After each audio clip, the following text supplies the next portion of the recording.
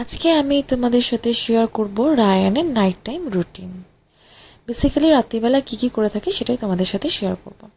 ওর dinner 8:30 থেকে 9টার মধ্যে হয়ে যায়।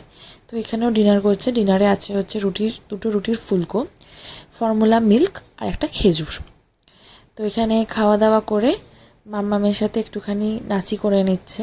ঠাকুরের গান শুনলেও ভীষণ ভালোবাসে, শুনতে ভালোবাসে। ঠাকুরের গান শুনলেই ও নাচতে শুরু করে দেয়। আর খাবার পর কিন্তু 1 ঘন্টার মতো ন্যাপ নিয়ে নেয়, ততক্ষণে আমার খাওয়া সব কাজ হয়ে যায়। কিন্তু আজকে কিছুতেই ও ঘুমালো না। তো আমি এখানে পরোটা ভাজতে এখানে ও মাম্মামের সাথে দিদুনের সাথে খেলছিল। তো আমি এটাই দেখছিলাম যে ও কী করছে।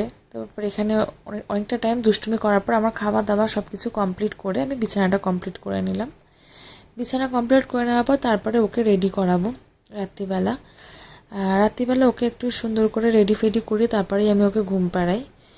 সারাদিনে সব কিছু ভালো করে মানে নোংরা যত থাকে, যত দুষ্টুমি করে, অনেক নোংরা থাকে গায়ে, তো সেগুলো ভালো করে ওয়াইপস দিয়ে পরিষ্কার করে তারপরও সারা বডিতে আমি মানে ময়েশ্চারাইজার লাগিয়ে দিই আর কি।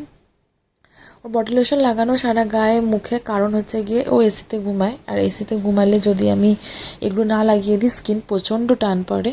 বাচ্চাদের স্কিন এমনি খুব সেন্সিটিভ হয়, তাই জন্য ওকে আমি পুরো গায়ে হাত পায়ে বডি লোশন আর মুখে ময়েশ্চারাইজার লাগিয়ে দিই। আর চুলটা ও যাতে রাতে ডিস্টার্ব না করে সেই জন্যই বেঁধে দিই যতক্ষণ না ঘুমায় আর কি। ঘুমিয়ে পড়লে কিন্তু আমি এই চুলগুলো খুলে দিই।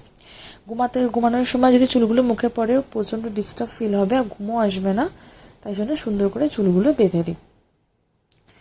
তো ভগবান প্রদত্ত স্ট্রেট চুল দিয়েছে। এত স্ট্রেট চুল যদি কাশ আমাদের থাকতো। তারপরে এখানে ওকে এসি চালিয়ে দিলাম। এসি স্যার খুব ভালো বোঝে, এসি না চালালে ঘুমাবেও না। তারপরে একটুখানি ফর্মুলা মিল্ক খেয়ে ঘুমিয়ে পড়লো।